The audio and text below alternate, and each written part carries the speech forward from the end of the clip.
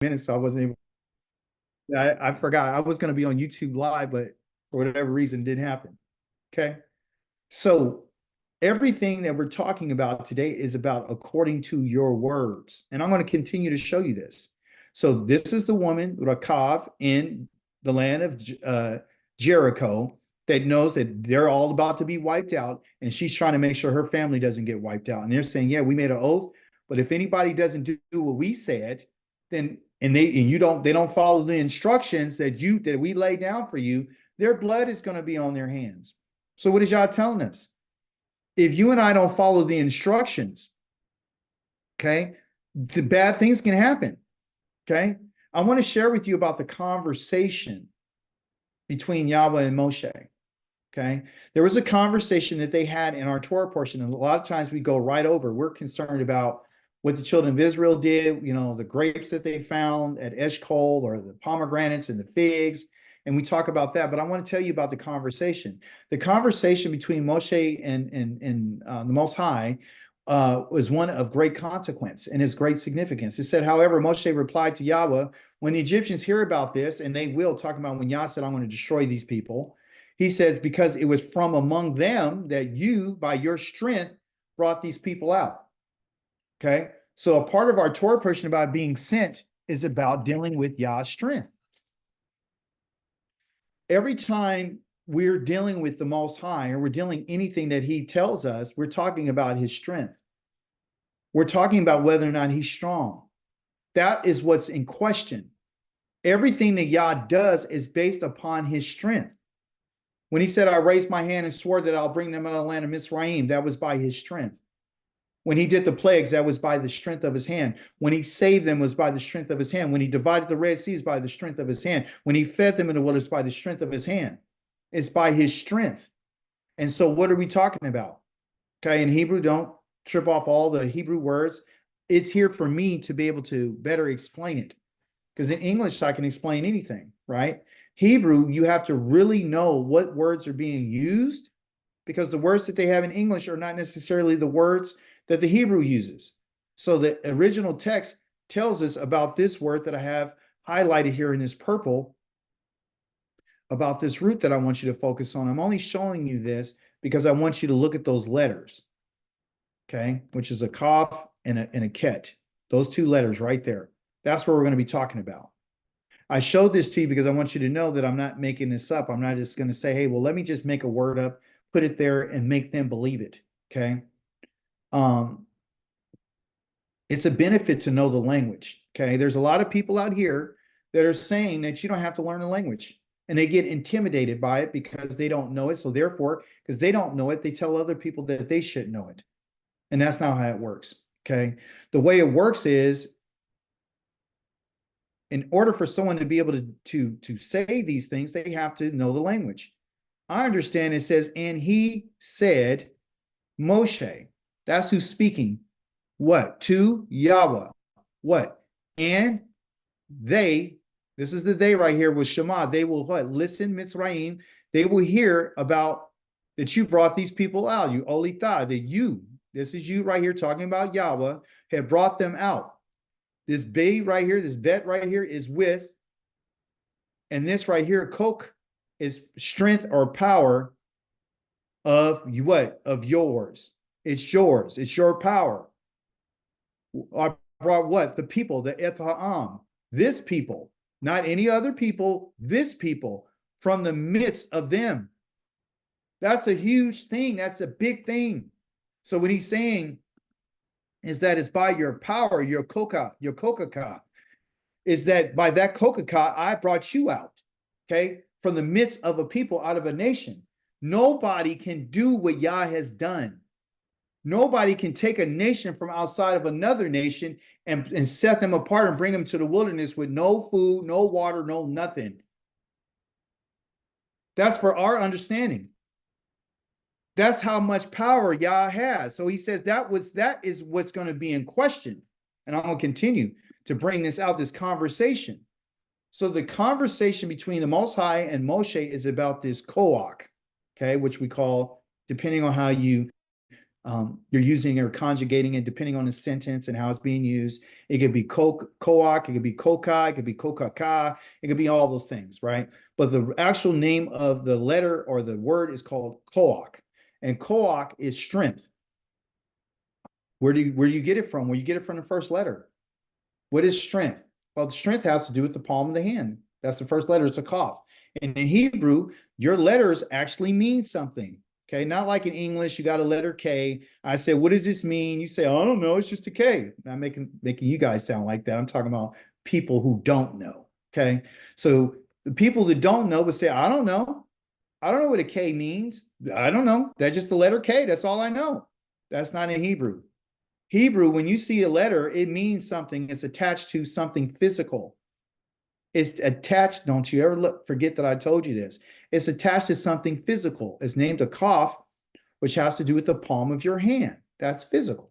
So the first part of the letter koak has to do with the palm of the hand. And the palm of the hand is something that tells you about the strength. Okay, it's the palm of your hand. You got a palm of your hand. Look at it right now. That's what a kaf is.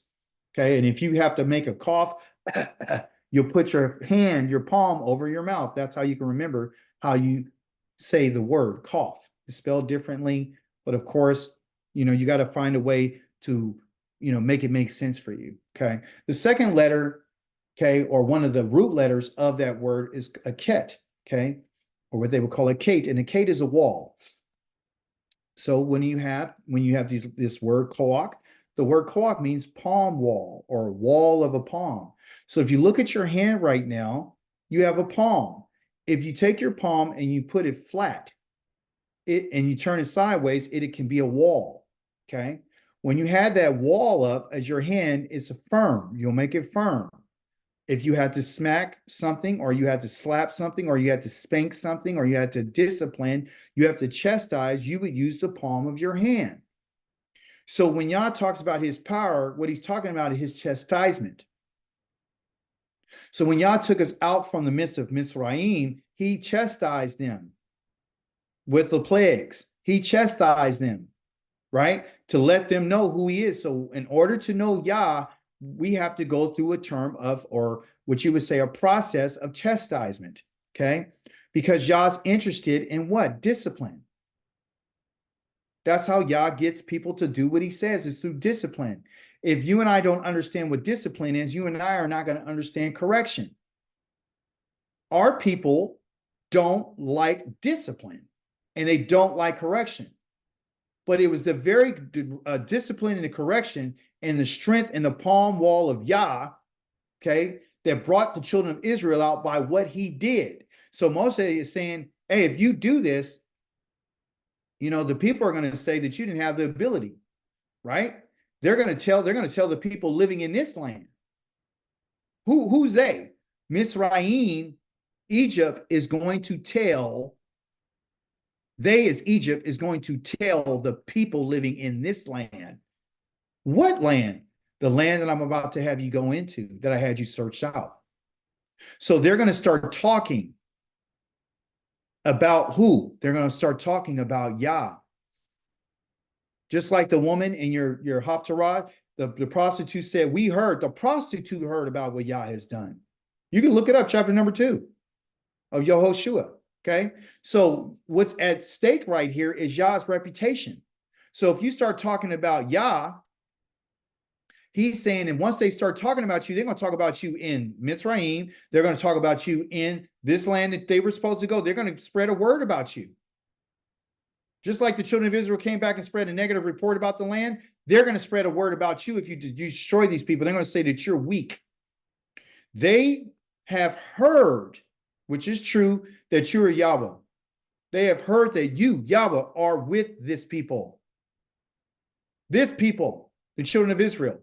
And that you, Yahweh, are seen face to face. Now, I want to explain that face to face to you, okay? Because Most High said, no one has ever seen my face. So is this a contradictory statement? Well, if you're in English, you would think it's face to face. You would actually say that they saw Yah's face. They didn't see Yah's face. And that your cloud stands over them. That you go ahead of them in the column of cloud by day and the column of fire by night. They did not see Yah face to face. I'm going to show you what they did see. and explain it to you, okay, through the language. I'm not going to read the whole thing to you, okay, because it won't make any sense to you. You'll be like, well, what are you talking about, Dawid? I have to translate it for you. I just want to show you this, okay? Right here, well, it says, again, don't get frustrated, you guys. It says right here, they. That was they. That's what that letter right there means on the end. They. They will say, Amar, Amaru, to the inhabitants of the land, of this land, that what? That they have heard that Kiyata, that you, Yahweh, are in the midst of this people, the Ha'am, Hazeh, this people, which seeing with the eye, they have seen you. Okay? So it's not that they saw Yahweh face to face. The Hebrew language says, in which eye with eye. With the eye, they have seen this. They have seen you with the eye. They have seen the column of the cloud. They've seen the fire. They've seen the glory of Yahweh. They have seen, not that they've seen Yah face to face. The word for face is different from the word for ayin. Ayin, right here is I. Here it is. That's how you spell it. And it's an eye. That's all it is. It's an eye. So eye with eye. So they have seen you with an eye.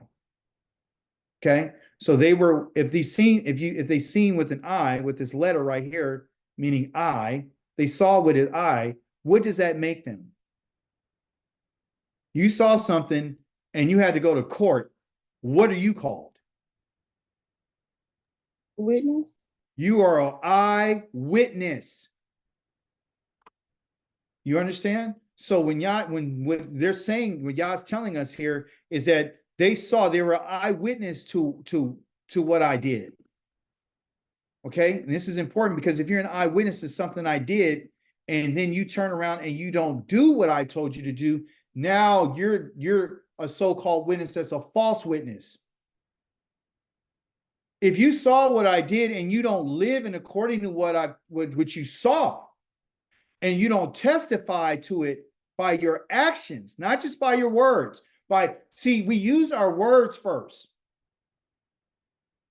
See, and then we'll follow with the action. It must be through the words that these people spoke and the whispering and the slander that they went against the Most High that caused the people not to want to take action. Not to say that you can't have actions and behaviors that will speak for you, but words are very, very powerful. So if they're witnesses to Yah and they're giving testimony to Yah and they don't believe in him and they don't trust him, then they're a false witness.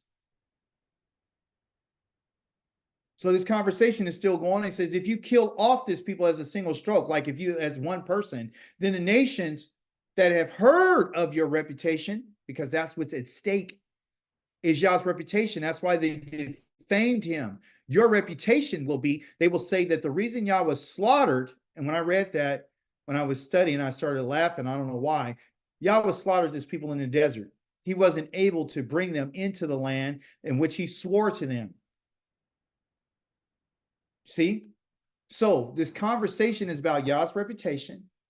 It's about Moshe telling Yah, if you do this, if you kill off these people, they're going to say you were so weak. You had enough strength. Listen, just follow the story. I'm not preaching. I'm not even teaching here. I'm giving information. The moment that Yah went into Mizraim, you guys, he showed his power. He showed his power through the signs. He showed his power through the wonders. He showed his power through the Red Sea. He showed his power of feeding and everything. And he showed his power with the column of cloud and the fire by night. He showed his power by leading the children of Israel. He's been leading them the whole time. So what the people are going to say is, and open up to receive this, the people, Moses is telling Yah that if you do this, the people are going to say you had enough power to bring them out, but you didn't have enough power to bring them in. Your power is limited. You are only limited to bring them out, but you didn't have the power to bring them into the land. So that makes you a, a powerless Elohim. It makes you an Elohim that doesn't have ability. Your ability is limited by what you could do. You can only do those things, but you can't do this. You can't bring them into the land. So if that happens, everyone, then the promise that Yah made to Abraham, that's the reason why he remembered the promise to Abraham when Moses begged him after they made the golden calf. He said, remember the promise that you made to Abraham, Isaac, and Jacob. Because if you remember that, then you will be remembering the land that you promised him. So everything that we're going through right now is about the land. Yes, we're in exile, we're being punished, but it's about the land. It's about Yah's reputation. Yah's reputation is on the line, whether or not he has the ability to bring us into the land that he promised our fathers. That has been the question throughout all these thousands of years, is does Yah have the ability? That's what's the question. So he sent them there, the spies, so he can find out what's in their minds. If are they truly eye to eye with Yah? Did they really believe what they saw? Do they really understand it? Do they really want to follow it? Do they really see things the way that Yah sees it? And how does that translate to us? It's you and I have to understand that we have taken this necessary steps up to this point to say that what Yah has said is true. Okay, not that you have a blind faith, you have testimony from Yah, and they call the Torah. You don't need the new testimony, the New Testament, because they're not testifying about what Yah has done. They're only testifying to what this so-called Savior has done that didn't save anybody. So Yah has provided a testimony. And what is his testimony? Yah's testimony, everyone, and according to the Hebrew language, is called aduth. Okay? Aduth. And aduth is an ayin, which has to do with your eye. Okay? And a dalit, a wa, and a tav. Okay? Aduth. Okay? So the I right here is this letter. The dalit right here is the door. So that is a witness in Hebrew. An ad is a witness. So what did you witness and testify? Somebody tell me, what did the children of Israel witness in the wilderness? On Mount Sinai, what was the thing that they witnessed? How did they become a witness? What is the testimony of Yah? What is his testimony? Testimony is what you give in court. Is it his covenant? Yes. It is this covenant. It's the 10 words that testifies that you understand that you're a witness. So when you and I are following the 10 words that were spoken on Mount Sinai, which one of the words that I read to you is like, you shall never lift up the name of Yahweh for La Shawah, meaning you should never consider his name empty because he won't hold you innocent. First word is I'm Yahweh, Noki Yahweh Eloheka, Ashered Hotzitika. I'm the one who caused you to come out from the land of Mizraim, from the Beit of Avadim, from the house of bondage. You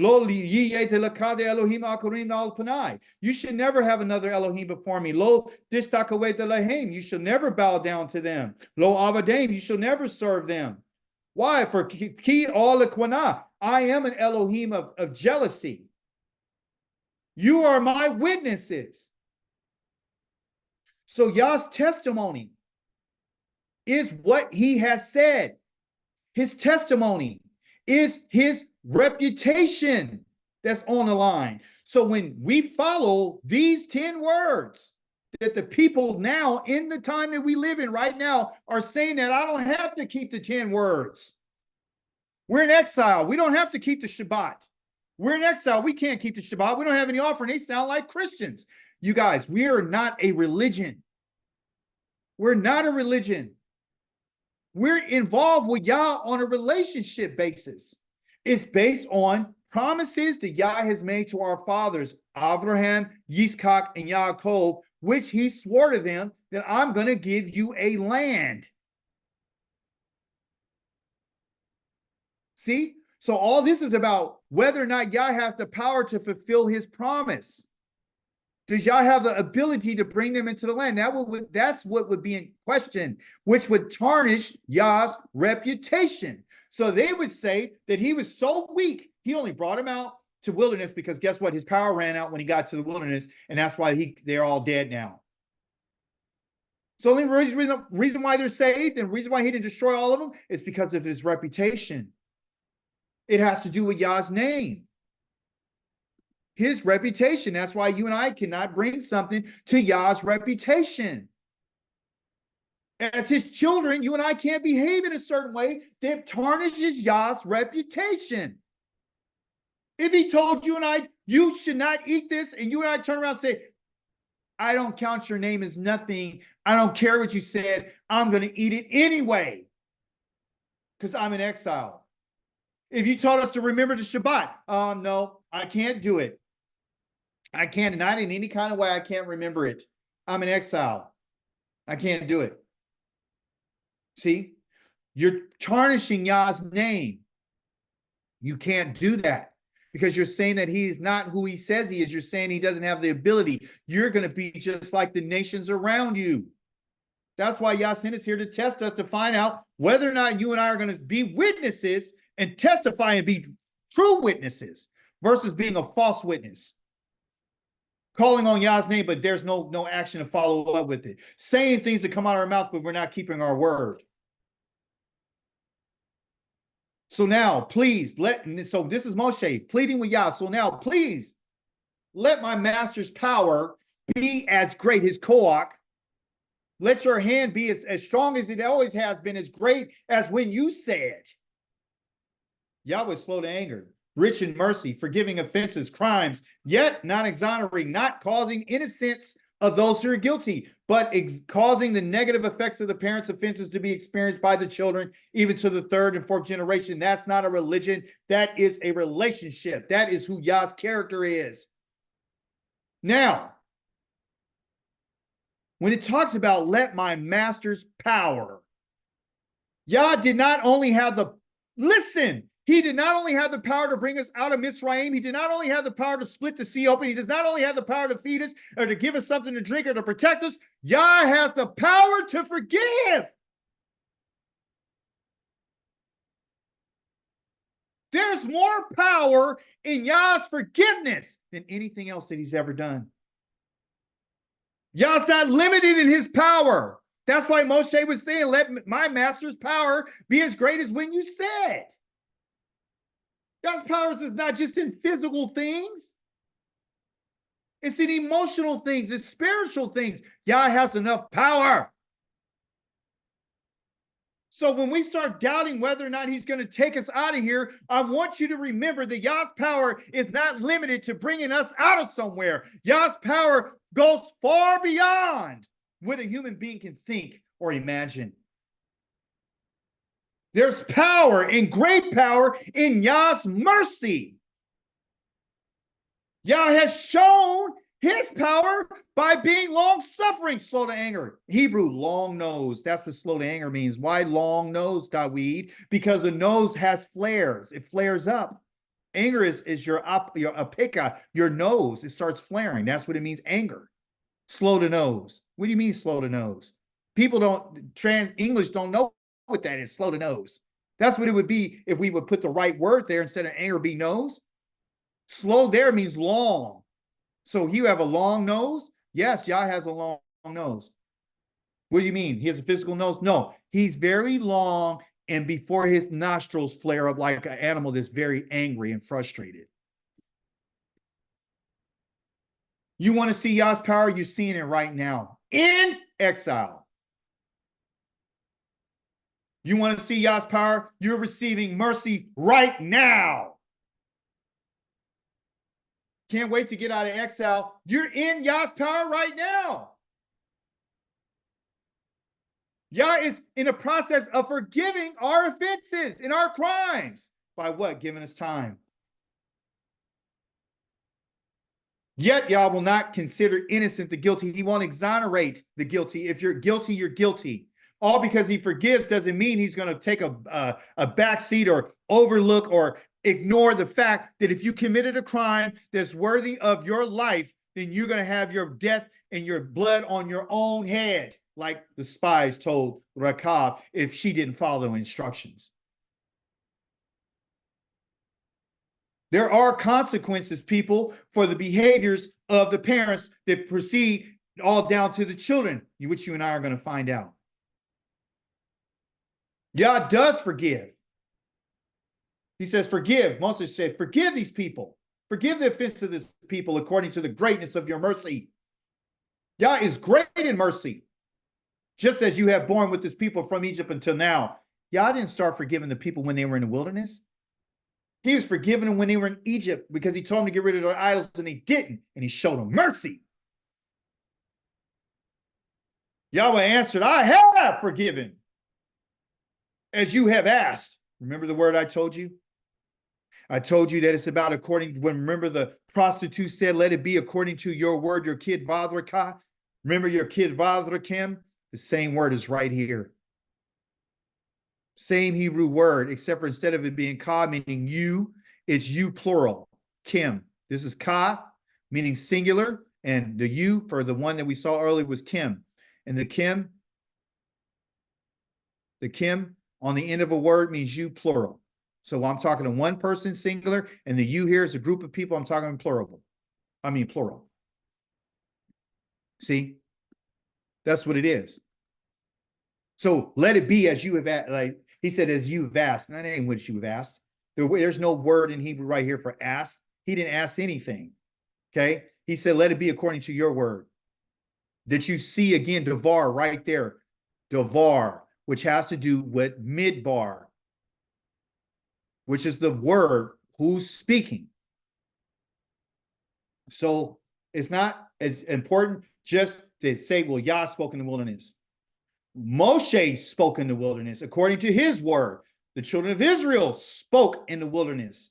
It's everybody that's talking in the wilderness. And what you say is what it's going to be. You see? So we're going to see that too. Your words are very, very powerful.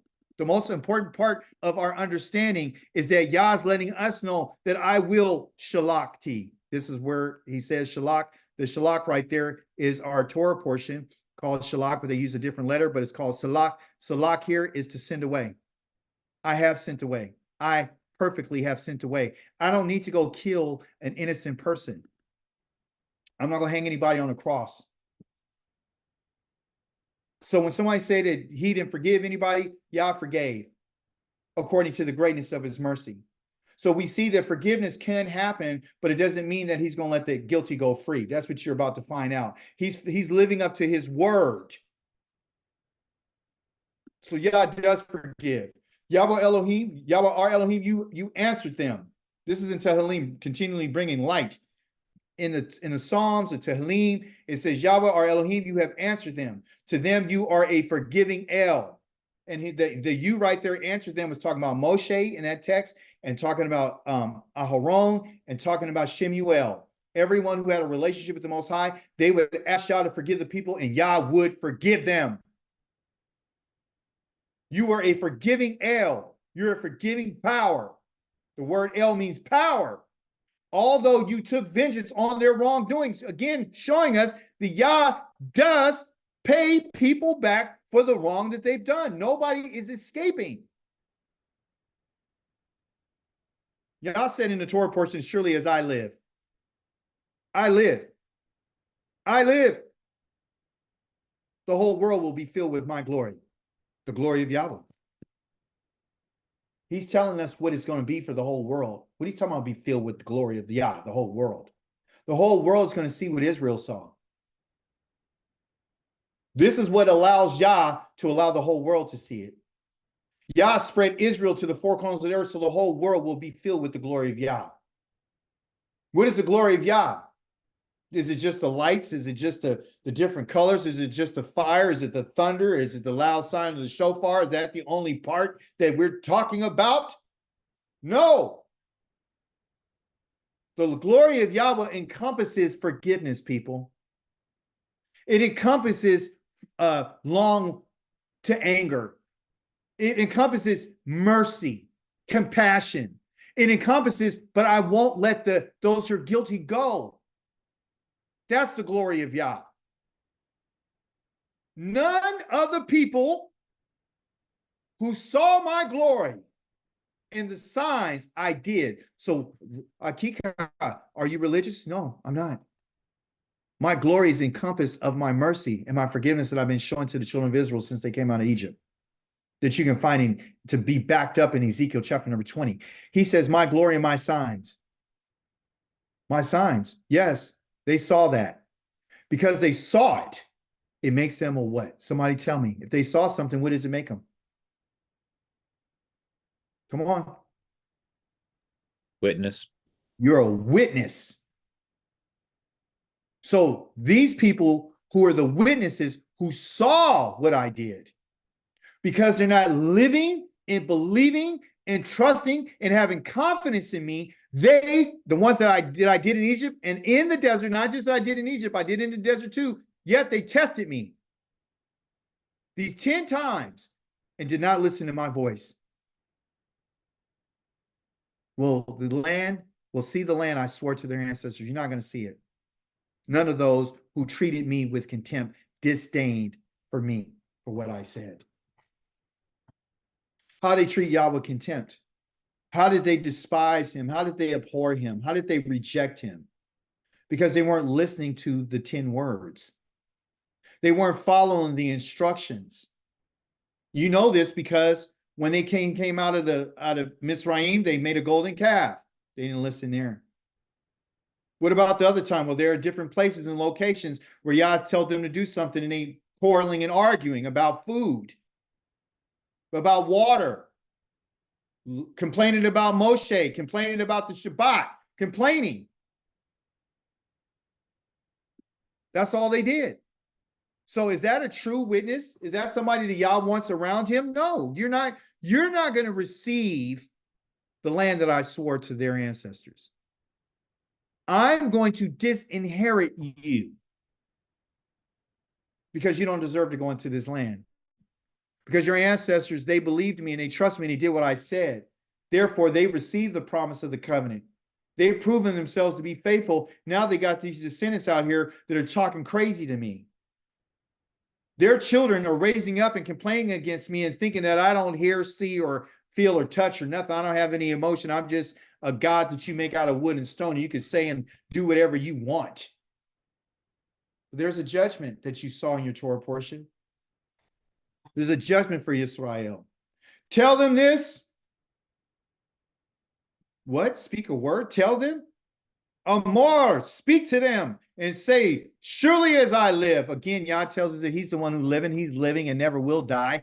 Yahweh swears, as surely as you have spoken in my ears, I will do this to you. Do you remember I told you that the whore, Rakav, is said, let it be according to your word, your kid Vadrakav. Then we just found out that Yah himself has said to Moshe, let it be according to your kid Vadrakav. See? According to the word that you have spoken. The woman, according to the word that you have spoken. Here, I have heard what you said. According to the Ka'asher to Devartem, according to your words that you have spoken in my ears. Y'all don't have no ears. In his hearing, I'm going to do to you what had come out your mouth here in the wilderness. What did they say, you guys? What did the children of Israel kept saying? What did they say? Somebody tell me. We would rather what? We should have what? What did they keep asking for? To go back to. They kept going back and said, if we can't go back, we should have died in this wilderness. Mm-hmm. Only if we would just die. You brought us out here to be killed. You brought us out here for this. They tarnish Yah's name. They're false witnesses. They already saw everything he did. You understand? So I have highlighted in gold here to Nahum. You've been in my Hebrew, you would know that this right here is a prophetic utterance. Okay, it's prophetic. So when I talk about prophetic, what I'm saying is when Yah speaks, he says things, he can say it in different types of ways. Okay, he can say in Omar, Amar means to say. He can do a davar, means to speak. But here, right here, this is a way of talking. This is a way of projecting something. Yah has said in Na'um, it's a prophetic utterance. It's a declaration, so it has to do with the future. It has to do the way that Yah is always going to do things. Okay, so let's look at it carefully. When Yah says, as surely as I live, okay, so this first word right here, Amor right here is he's telling Moshe to go speak to them. That's all this means. Okay, then he says, Kai. Kai right here means life. Kai. Okay. Kai I need. I'm alive. I'm alive. Okay. He says, Naum Yahweh, prophetically speaking. Okay. I'm speaking right now. None who have spoken this against me in my ears, in my hearing, thus this is what I'll do to you. So Yah's telling us prophetically that if you and I have spoken against him, and if you and I have spoken, and I'm talking about you and I'm saying if we've ever made an accusation about not going back to the promised land, then Yah says, I've heard what you said and you won't go. So what does this mean for the people that you've spoken to? And you told them that, yeah, y'all's going to bring us back to the land we're in exile. And they say, nah, why do we need to go back to the land? Guess what? They're not going to the land. Oh, no, we're not going to the land. We're going to heaven. Guess what? No, you're not. You're not going to the land. Y'all's telling us that you're going to be disinherited if you don't have any regard for the promise that I made to your fathers. Why would I give you an inheritance of your fathers and you have no respect for it?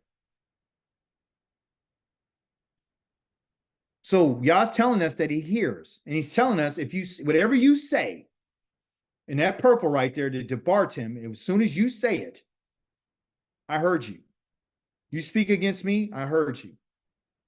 Debar right there. Tam right means you. Second person, plural, masculine plural. MP. Talking to the group. I heard you. Okay. I heard what you said. It's in my hearing, and thus I will do this to you. What a no'um. I'm going to tell you what I'm going to do to you. Now, Yah's going to tell us what the prophetic speaking is. I already told you I heard you, but now I'm going to tell you what I'm going to do to you. You tell them this. As I live, Yahweh swears, as surely as you have spoken in my ears, I will do this to you. Your carcasses will fall in the desert.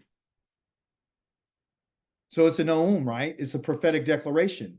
So when Yah tells us in Ezekiel that I'm bringing you guys all back out to the wilderness to judge you, panim, face to face, what is he saying? He's saying that everybody that spoke against me are the ones who are going to fall in the desert. I'm killing everybody in the desert who went against me. Every single one of you who were included in the census over the age of 20. Okay? So you're gone. Okay? When I read this, I said, well, does this include the Leviim? Because they weren't included, because out of the 12 tribes that went to go scout off the land, the tribe of Levi was not included. They stayed back. They were not included. Okay? Who have complained against me? Okay? Will certainly not enter the land in which I raised my hand to swear that I would have you to live in it. So it's about the land, except for Caleb, the son of Yefuneh, and Joshua, the son of Nun, which we're going to talk about a little bit more. But your little ones, who you said will be taking his booty, them I will bring them in. So anybody under the age of 20 years old, everyone, is the one that Yah says in other places in the scripture that they don't have the knowledge of good and evil. So if you have a teenager and they're talking crazy and all this kind of stuff, you know, they don't know and all this kind of stuff, Yah says, I'm not going to hold them responsible yet. They got to be at 20 years old. That's Yah's cutoff. So, you know, the Jewish way of bar mitzvah, 14 or 12 or 13, is not true. According to the Torah, anyone who's over the age of 20 and up is responsible for their own behavior. Anybody below 20 is not responsible. They're still under their parents' care. Okay. A young woman, I don't care how old she is, she could be 50 years old and she still has never been married underneath her father's house. She's still under her father's authority. And Yah specifically talking about males. Okay. So, but your carcasses will fall in the desert. Why? Because look, listen, I'm sorry, but the little ones that you said will be taking his booty or plunder, them I will bring in. They will know the land you have rejected. They're going to know that land. But your carcasses will fall in the desert. Why? Because I heard what you said. And your children will wander about in the desert for 40 years, bearing the consequences of your prostitutions, because every act that they went against Yah and tested him is what a prostitute does. They prostituted themselves into their gods. That's the reason why they wouldn't listen to Yah, because they were still listening to their other gods and listening to themselves and conversing and defaming Yah's name until the desert eats up your carcasses. Your bodies are going to drop dead. That word wander right there in the Hebrew doesn't mean that you're just going to walk around. It means that they're going to be shepherds. The word right there, roim, it's in purple, it's right there in the bottom. That's just a shepherd. So it's not that your children are just going to aimlessly wander around in the desert with no direction. What he's saying is, I'm going to have them live like shepherds. They're going to be desert shepherds now. They're going to do this for 40 years. And the reason why I'm going to make them into shepherds is simply because I'm going to teach them. I'm going to show them paths. I'm going to show them everything. We're going to go over this all over again. It's going to take 40 years until you understand that what your parents did was not the right things. So you're going to have to experience this. You're going to bear it. Okay. Okay. And it will be a year for every day that you spent reconnoitering, meaning to surveying the land. So the punishment and the judgment is according to the land, that you will bear the consequences of your offenses. So you're not innocent. You're going to bear it 40 days, 40 years. That's Yah. Then you will know what it means to oppose me. So everything that's been written for us is for us to understand what Yah means by, if you oppose me, this is what I'm going to do to you. I'm not going to kill all of you right now. I'm going to let you die off in 40 years. And at the time of your 40-year period, you're going to be thinking that whole time, is today my last day? If you've been living in this 39 years, well, I got one more year left. I know that. You 50 years old and you got this one now. Okay, I guess I'm dying. That's what Yahweh's talking about. I, Yahweh, have spoken. I will certainly do this to this whole evil community. Evil, not your children, evil community. The leaders, the people who are controlling the other masses of the people, getting in their ear. Low key, causing confusion and causing them to be, let's don't do this. If we do this, we can all go back to Egypt. Who have assembled together against me. They thought it was against Moshe and Aaron. It was against Yah. They will be destroyed in the desert and die there. That's the promise. That's the judgment. Yah wants to share with us a warning that was found in the Torah, or excuse me, in the writings. Yah tells us in the book of Tehillim, I don't have it here, but it's in Tehillim 95. You can write it down, Psalms 95. I will read it today if I were you. Yah tells us, don't harden your hearts as you did at Meribah. The Meribah there is a place of contention, a place of argument. They were having arguments with Yah, the creator of the heavens and the earth, the king of the universe. This is what these people were doing. As you did on the day at Massa, meaning the day of testing in the desert. Okay. So we know that in the desert is a place where Yah was testing, right? There was something interesting that I want to bring to your attention. This is written in the book of Psalms. This is hundreds and hundreds of years later after the children of Israel had came out of Mizraim and out of the desert. So why is Yah talking to them in the second person masculine plural? Why is he saying, don't harden your hearts?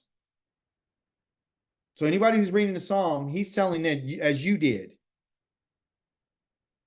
That's where you and I get the disconnect, because you're thinking that he's talking just to somebody that like Psalms wouldn't apply to me and you. It wouldn't apply to us.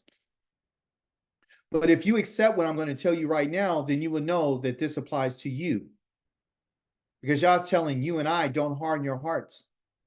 That's being prophetically spoken through one of the Leviim, Korach's family, that said, don't harden your hearts. I'm talking to you right now, as you did. I wasn't there in Meribah Spring. Yes, you were. That's what you don't know. You and I have not accepted this. That's why if you and I don't accept this, that means that you put yourself at a distance between you and you. You don't know who you are.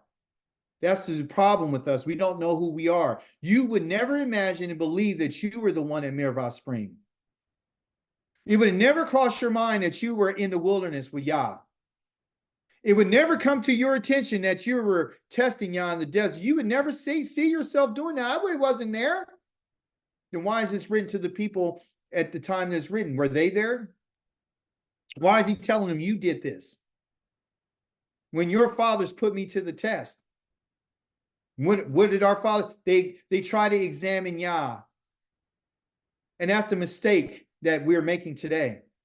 We're trying to test Yah. We're examining it and looking at what he said and trying to piece down and chop down what he said so it can make sense for us, so it can fit better into our lives. And Yah said that they tested me. And you and I are saying, well, I didn't test him. I wasn't there. Guess what? When we examine what he said and try to go around it and circumvent what he said, like you saw in your Torah portion, after you told them you're not going, and guess what they did? They got up the next morning and went up and said, we're going anyway. He said, you go still cross over the word of Yah? We're still testing Yah by challenging him. They challenged me, even though they saw my work. For 40 years, I loathed that generation. I hated them. They disgusted me. So when I gave them the death penalty, right? The 40 years they're in the wilderness, that word loathe right there means to be cut short, meaning there was no joy in them. Yah did not take any pleasure in that generation. When he gave him the death penalty, he's like, I just got to let him die out. Instead of wiping him clean right there like he wanted to do, he said, I got to live it. I got to look at this. It's like looking at a garden that you had wanted, you invested a whole bunch of time in, and the whole time now you got to cut everything out and start all over again, but there's still a little bit of a stem left, and you got to look at that for a long period of time with nothing being done. You see how merciful Yah is? This is a people whose minds go astray. They don't understand how I do things. Therefore, I swore in my anger that they would not enter my rest. Because some did enter into his rest, unlike what you hear in the New Testament. In the book of Hebrews, nobody didn't enter into his rest. We're waiting for a rest. No, some people did enter in Yah's rest. I got down here in Hebrew, lo yada u, devarakai. That right there, that lo means that they never not understood, but they never were intimate with me. They didn't take the time to get to know my ways. They didn't get the time to follow, understand the paths that I have for them. They didn't want to follow what I wanted them to follow. My Darakai is my ways. It's how the paths that I have, that I want to put them on. My paths are paths of righteousness and justice.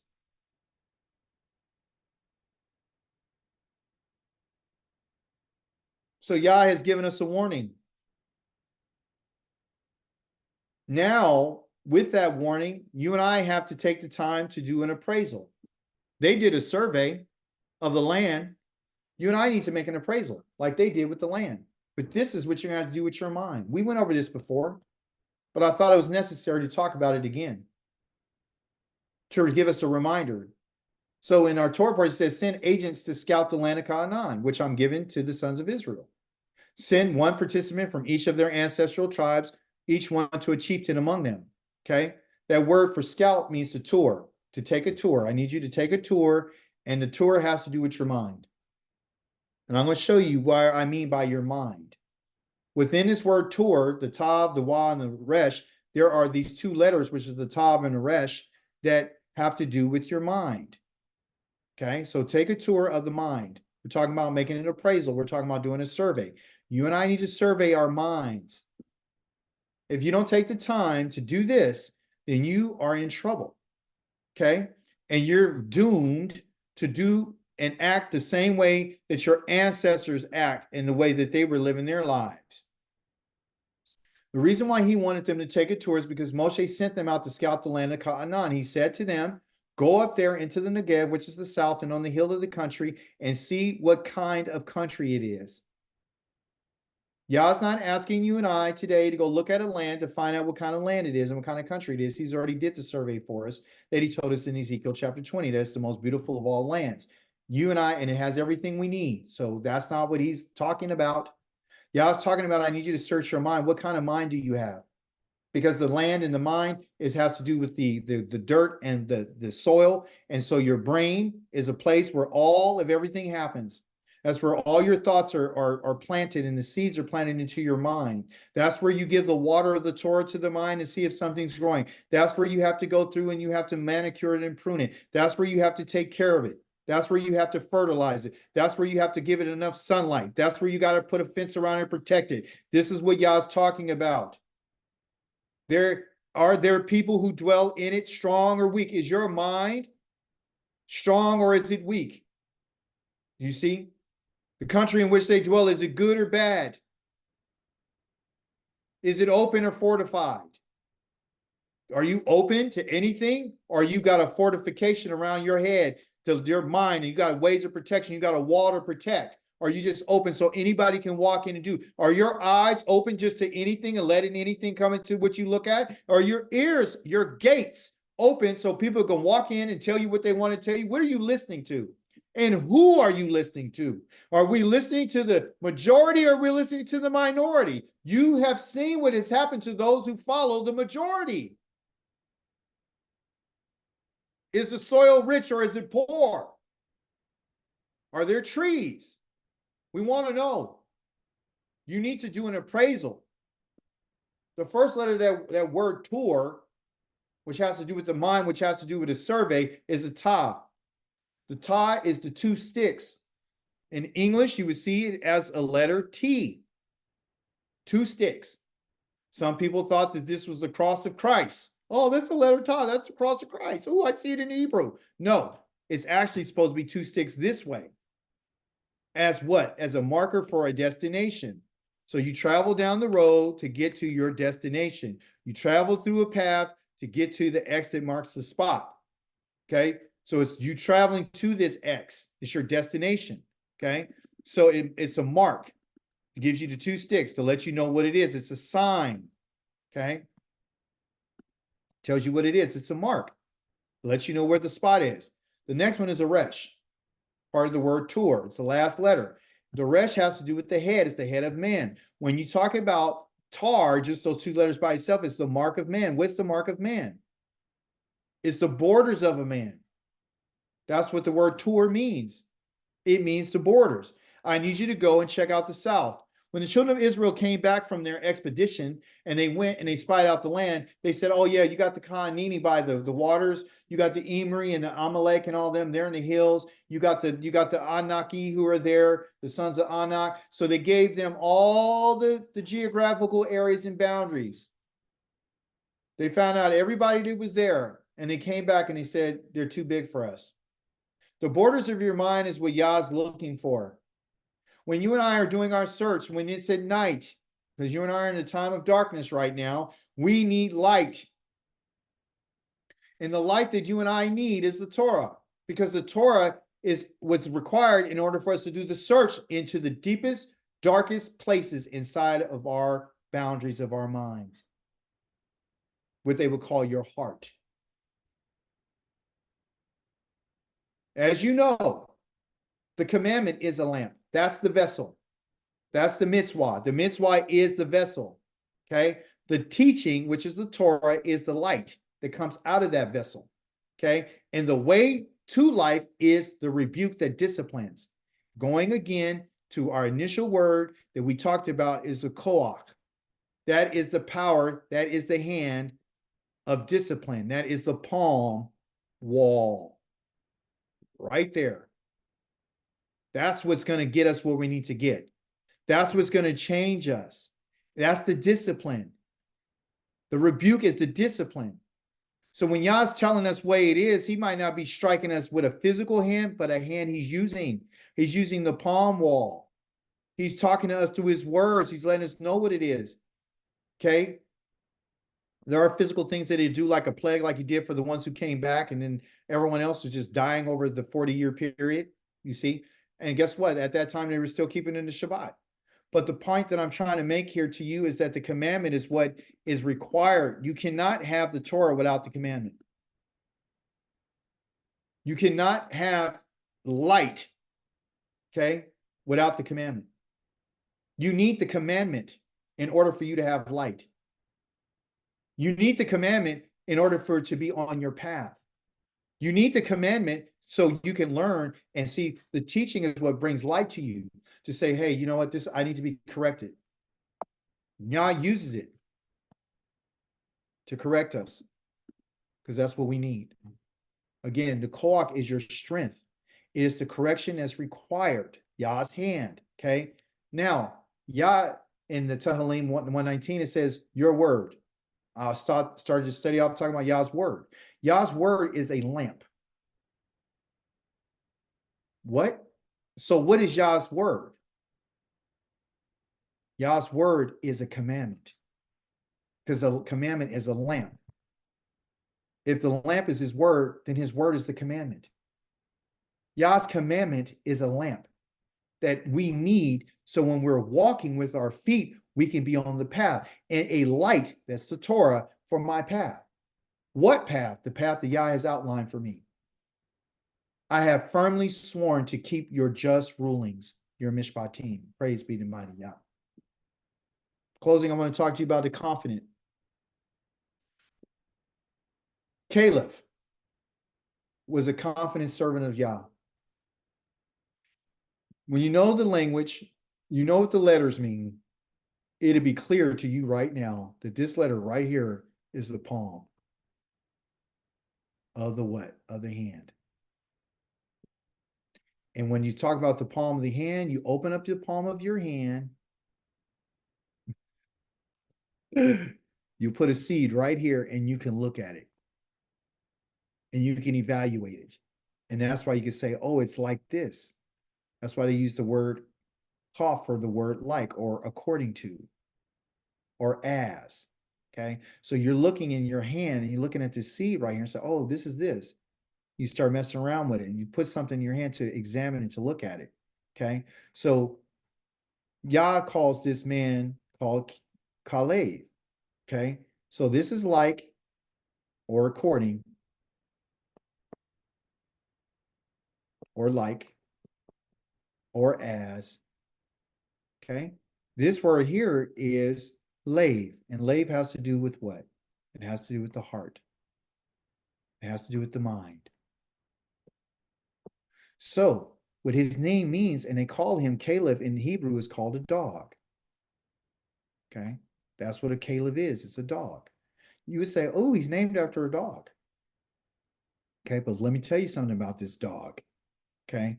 Looking at his name, it says that I need to have, erase this right quick. I need to have according or like. I need to be like minded. Like Caleb. A dog follows his master. A dog will protect his master. Yah is using this in particular individual to tell us that this is what I want you to be like. Because of his personality, he's going into the land, him and his descendants, and they're going to rest. They're going into my rest. So if you and I want to go into his rest, you have to be like-minded like Caleb or Caleb. You got to be like him. You have to have the same type of heart. Okay, so let Yah explain it. Let him explain it. So that's what his name means. Okay. But my servant, Caleb, like-minded, because he had a different spirit with him and has fully followed me. Him I will bring into the land he entered. It will belong to his descendants. Okay. We don't know if he has sons that were over the age of 20. We don't know that. But if he did have, we know that he has a daughter, because when he went into the land, his daughter asked for a piece of land and he gave it to her as an inheritance. Okay. And it was part of a gift that he gave to her. Okay. But I want you to pay attention to he had a different spirit. Okay. You and I can choose to be different. because he did. He chose to be different than everyone else. When all the other people came and said what they couldn't do, he was different. He said, no, we can. It's the differences. You and I are choosing to be different right now. You're choosing to be different by following the dietary laws that Yah said. You're choosing to be different when you study the Torah on a regular basis. You're choosing to be different by the way that you dress. You're choosing to be different by your conversation. He has fully followed me. Going back to his name, like his heart, his mind was fully after me. And he chose that, everyone. Yah did not give this to him instead of not giving to anyone else. This was a personal choice that he did, that he made. Listen to what Caleb said. Caleb silenced the people. He told everybody, hush, be quiet. And he said, that takes boldness, by the way. He said, we ought to go up immediately and take possession of. There is no question that we can conquer it. This young man was confident, but yet he had to wait 40 years until Yah killed off all the other people in order for him to get this. So sometimes, as being different, you got to be patient. You got to wait for Yah. But guess what? That didn't change who he was. And Yah is telling us that he doesn't want us to get to slide back into our old ways because you're still waiting on the promise of the land. So therefore you retract and you go back to being the way that you are because you just feel that, hey, it's been too long. We're not going and you're getting frustrated. Caleb was consistent. Caleb was bold. Caleb wasn't arrogant. He was confident. I get accused all the time of being arrogant because I tell people what it is. I believe that we can do what Yah says we can do. I believe that we can keep the Shabbat and we can honor it in whatever capacity we can. I believe that you and I can read labels on food products to find out whether or not it got pork in it. I trust and know that Yah says that he's coming back to get us. I believe that. I have confidence in that. I know that Yah's not done with the children of Israel. I understand that. I understand that Yah is going to save us. I understand that we're captives. I understand that we're surrounded by our enemies. I understand these things. But I want to be like Caleb. Salvation is what you and I are after. That's what we're looking for. And that salvation is going to be found somewhere. Yahweh, you have shown favor to your land. Not to heaven, to the land, your land. You have restored the fortunes of Yaakov. And you guys know, as I tell you all the time, that they replace the word captivity with fortunes. For whatever reason, I don't know why English decided to do that. But our captivity of Yaakov, that's what it's supposed to say, not fortunes. Taking away the guilt of your people. So I've restored the captivity of Jacob. You've taken away the guilt of your people. Why? Because we learned earlier that Yah's a forgiving Elohim. You pardon all their sin without killing anybody. So has Yah at this moment shown favor to the land? No. Has Yahweh restored the captives of Jacob? No. Has Yah taken away the guilt of the people? No. Has Yah pardoned all their sins at this moment? No. Has he withdrawn all your wrath? No. Have you turned from your fierce anger? No. Yah is mad right now. He's angry like he was at our ancestors. He loathed that generation. You and I now are trying to appease Yah by saying, hey, don't be angry with us too long. Your anger don't last forever, Yah. That's why the Psalms is written like this, to tell us that he won't hold his anger forever. Yah doesn't despise you and I. So when I say that he's angry, it doesn't mean that he despises you. It means he's mad at the situation. It doesn't give Yah any comfort that his children are scattered to the four corners of the earth worshiping other gods. He's not happy because we don't know and don't have a sacrifice to give to him. How else is he supposed to respond to this? Of people who refuse to do what he says. Even to this day, there's a bunch of people that are rebelling against the Most High.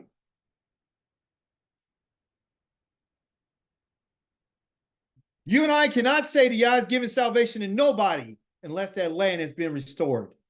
Unless the captives have been brought back to the promise that he made. Do you know the New Testament does not mention the promise of Abraham appertaining to the land? Christ never mentioned it. Show me a disciple or an apostle or a prophet or anybody in that side of the book that ever mentioned anything about Abraham's promise that Yah made to Abraham, Yitzchak, and Yaakov. Show me where they were telling you we want to get back to our land and bring every one of the tribes of Israel back to their inheritance. You won't find it. And because of that, you should know that there's no salvation. You should not be that dense or stupid or relapse back into this understanding of folly, thinking that Yah's going to do something different. He hasn't done anything different. Yah does not change. Yah hasn't changed his promises. So Yah hasn't turned any of this away from us yet. He hasn't. But listen, this is what the writer said. I am listening. Why are you listening?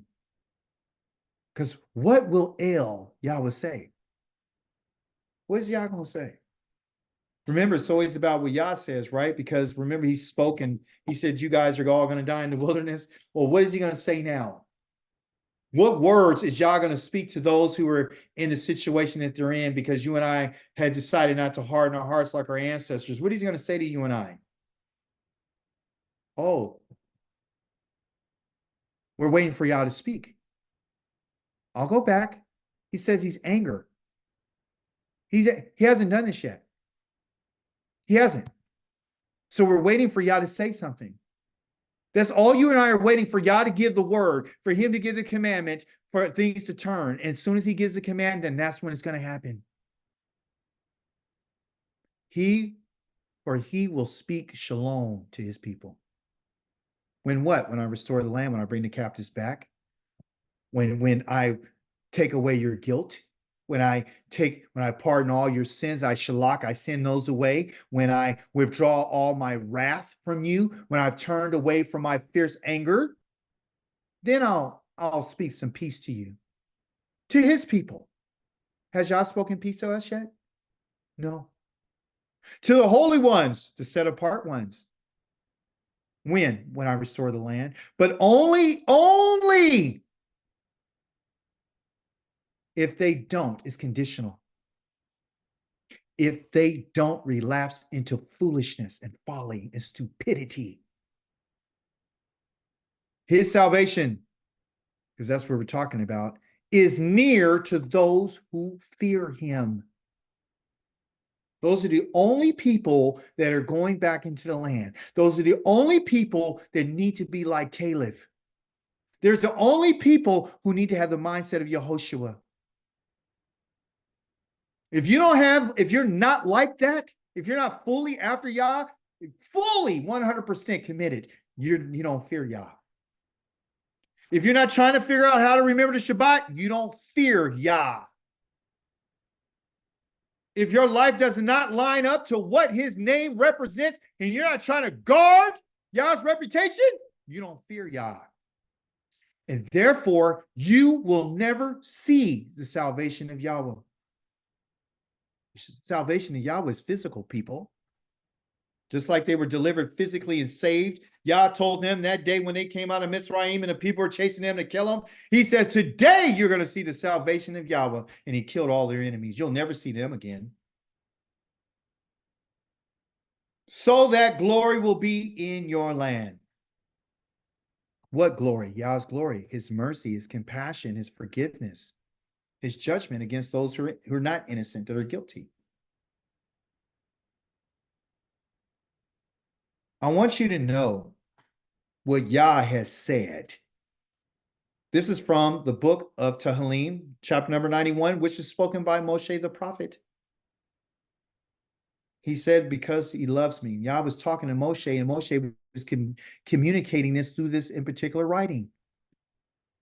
Listen what Yah says. Because he loves me. Him or she. Because he loves me.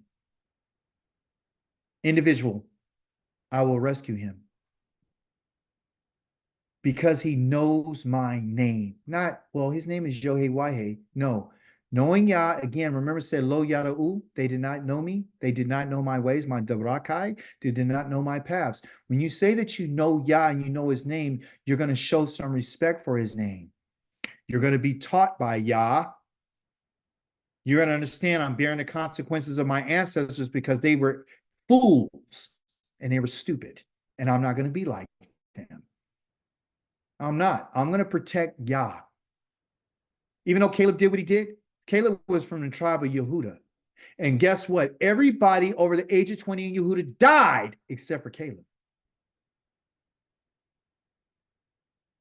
Everyone in the tribe of Ephraim died over the age of 20 out of Yehoshua's tribe. And all the other 10 tribes, right, excluding Levi, they all died over the age of 20. So only one from Judah and one from Ephraim lived. 2. So is Yah concerned about numbers? No, he's not. Yah's looking for faithfulness. And because you know my name, I will protect him. He will call on me and I will answer. Everything in purple you should be looking at. Yah says, I'm going to rescue you, I'm going to protect you, and I'm going to answer you. If you love me and if you know me. I will be with him when he is in trouble. And I will extricate him and bring him honor.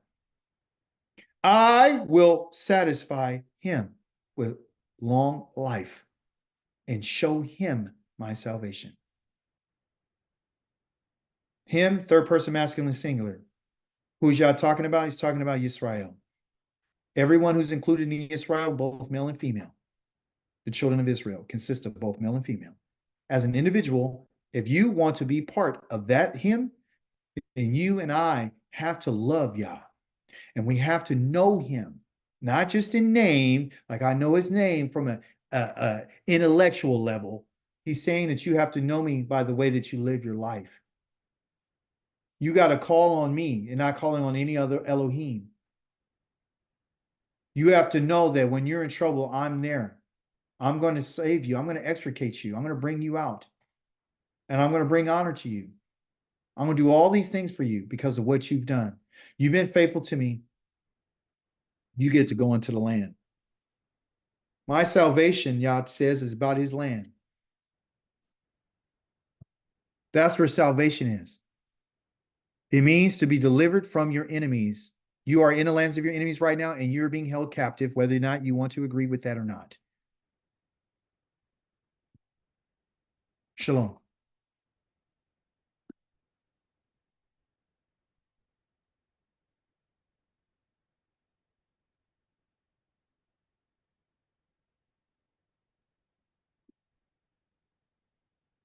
Does anyone have any questions?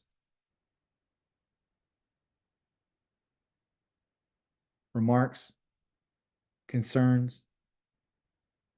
Any contributions?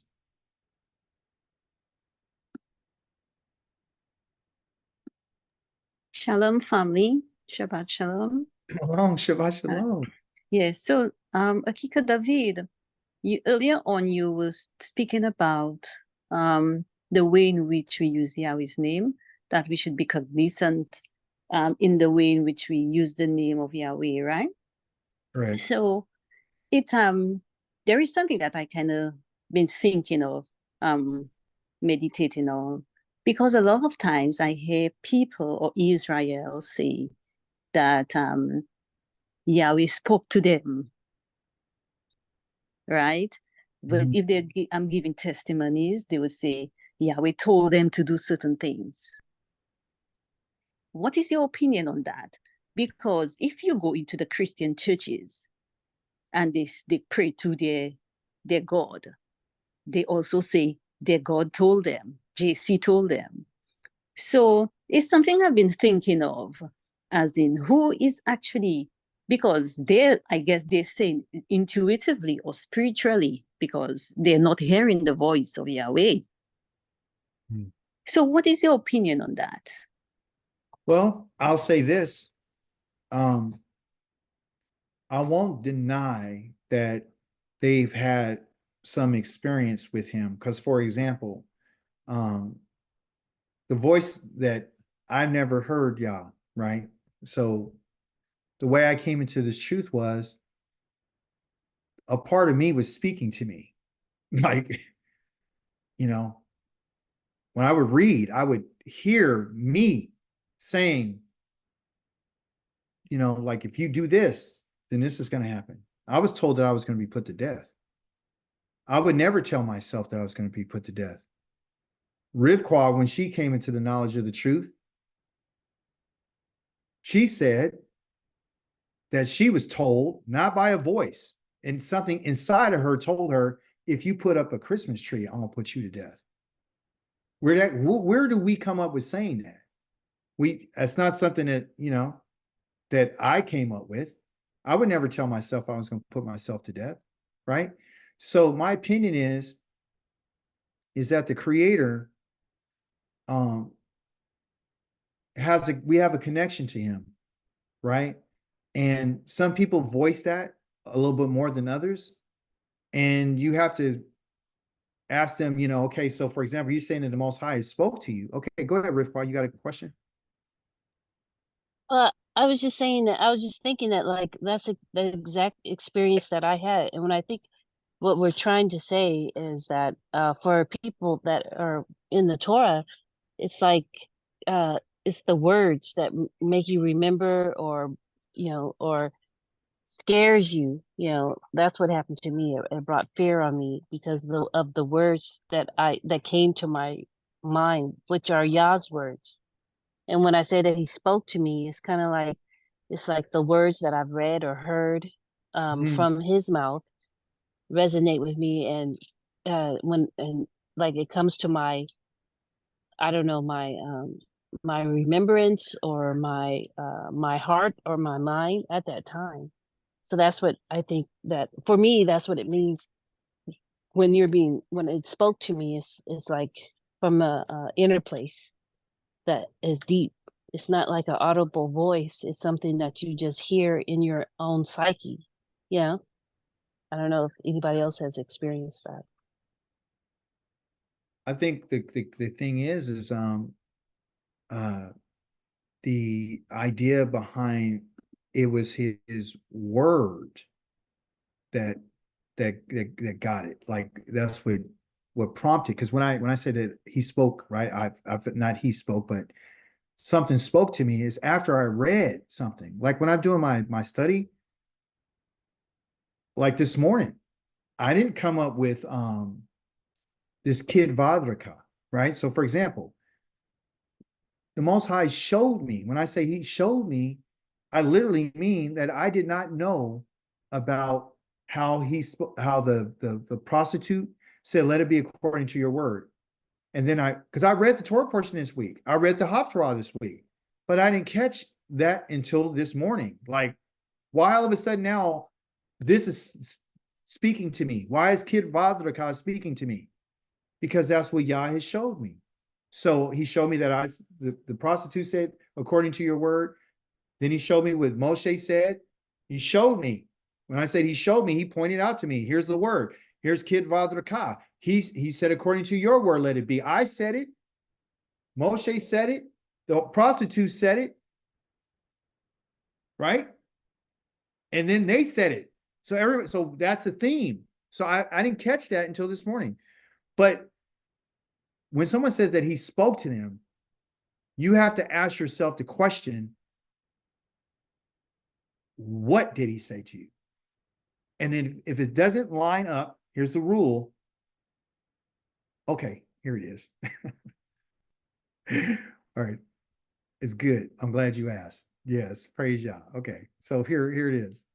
So in my mind, right now, I just went, okay, so what okay, he spoke. He spoke. Okay.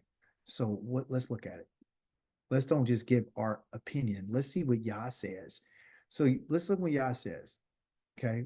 We're going to find this in the book of Deuteronomy. This to answer our question because it's directly about what you just said. It's connected. Devarim 18. Okay. Says this. Now, when you're talking about some words, okay, here it is. Okay. Here you go. All right. Verse number 20. Let's just start here. It says,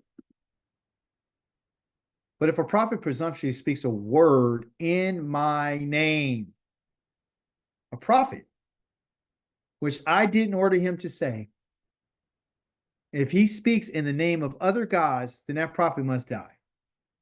You, Claudia, Dawid, Akika, all of you may be wondering, how are we to know if a word has not been spoken by Yahweh? When a prophet speaks in the name of Yahweh and the prediction does not come true, that is, the word is not fulfilled, then Yahweh did not speak that word.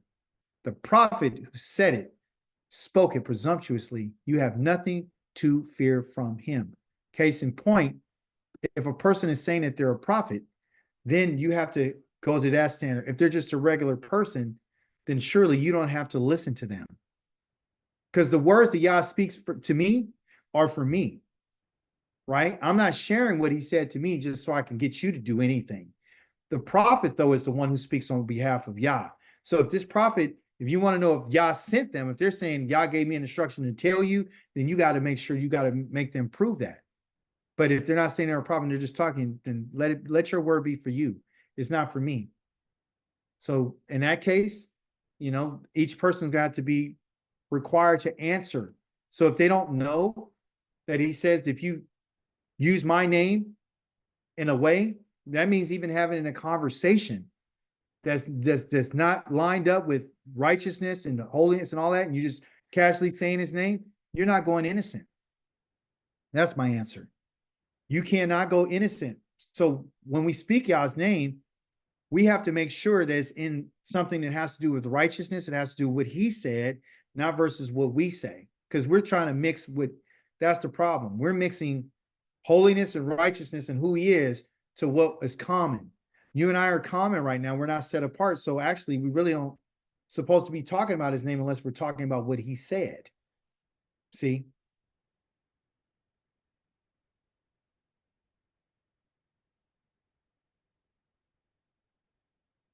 Nice point. Does that kind of answer your question?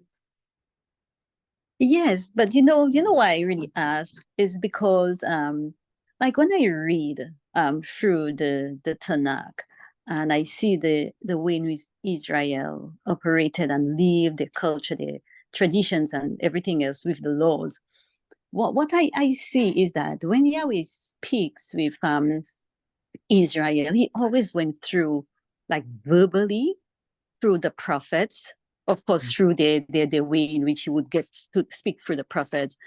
And then even when the people wanted to find out information, like for instance, for example, if the man feels like his wife was unfaithful, then the husband has to bring the wife to the priest, and the priest has the Turim and the all these things that we're not too sure what they are, and the priest would get his answers through Yahweh, through the Ark of the Covenant, in that kind of. So I looked at it the way Yahweh was physically speaking, answering questions, directing. They would ask him, should we go to war? And he's answering them, yes. They would get physical answers. Mm-hmm. So that is the reason I brought up my concern. And I wasn't really referring to, and I just hope you didn't think that I was referring to you, but basically I was referring to a lot of people that I listen to who actually say that Yahweh, speaks with them. They, that kind of thing. It's a general comment. No, you're 100% correct. I'm on your side. Yah's not talking. There's no prophets. Right. There's no prophets right now. I definitely believe that. I don't believe there's no prophets right now. He's not a prophet. There's not a priest. So the communication is only what's written.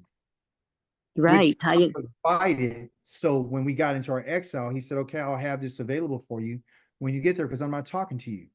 Not me and you talking. We're not doing that. I'm going to tell you what he said. I'm not going to tell you anything else. Because he says, listen, remember what he said to Ezekiel? He said, they're going to ask you, they want to make an inquiry. They want to ask you to make an inquiry of me and inquire. He said, I'm not going to be inquired of you. Chapter number 20. I'm not going to let you ask me any questions. What I do want you to tell them is what this happened. So give them the backdrop and the history about their family. That's the only thing I'm going to tell you is what it's already happened. I'm not going to tell you about anything else. So when you said that they have to, do the Thurim and the Tumim, or they have to go to the priest, or they have to go to the prophet, because those were talking about things that happen in the future. Yah just told us in Deuteronomy that if I said something, it doesn't come to pass. That means it doesn't happen in the future. Then I didn't say it. So right now, Yah's saying, you don't know anything about the future. You only know what I'm telling you, what I've already said. And in my word that I've said, I already told you the future. I'm telling you the future by your past, because the past is the future in Hebrew. So when you read and you're reading about what they're talking about, the salvation and this, that, and the other, and that this is going to happen in Jerusalem, and this is going to happen, you guys are going to repent, you guys are going to do this, that's when I'm talking to you. I'm letting you know through my prophet Moshe. Listen to what he said, because he's the one that you said we want to listen to. I'm not talking to you guys. Not verbally like these people are saying. I'm speaking to you through my voice, through my Torah and my prophets in the scriptures. I've already said what I had to say. There's nothing else to talk about. That's where there's been complete silence on any additional words, because there's nothing else to talk about. There's nothing. Yah has nothing to say to us right now. I totally agree. I totally agree. Yes. Go ahead, Luke. Yeah, no problem, sis. Lucas. I think it's just building on that too. I, like a lot of you, have had like a fair amount of communications with him directly, where it's like, again, what he shares is for the individual, just them, regardless of what it is that gets shared. And in fact, like, there was one particular point where he went so far as to explicitly state, you are not a prophet. Yes. Just to make sure that you don't take this out of context. You don't run with this. I'm giving this just to you. Yes, that's it. And he says in the book of Job that sometimes Yah will communicate with an individual through a dream. But it's not like he's saying, okay, I'm going to give you the future on this. You and I don't have that. We don't have that right now. Yah's angry with the children of Israel. And people don't realize that. And they think because he's angry doesn't mean that he's no longer merciful. No, just at this moment in time, in our time, Yah's angry. He's mad. He's disappointed. He's upset. Because if he wasn't, you and I would be restored. That's what people don't want.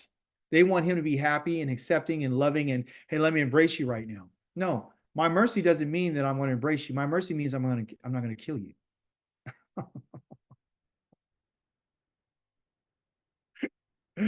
My mercy is that you'll continue to live.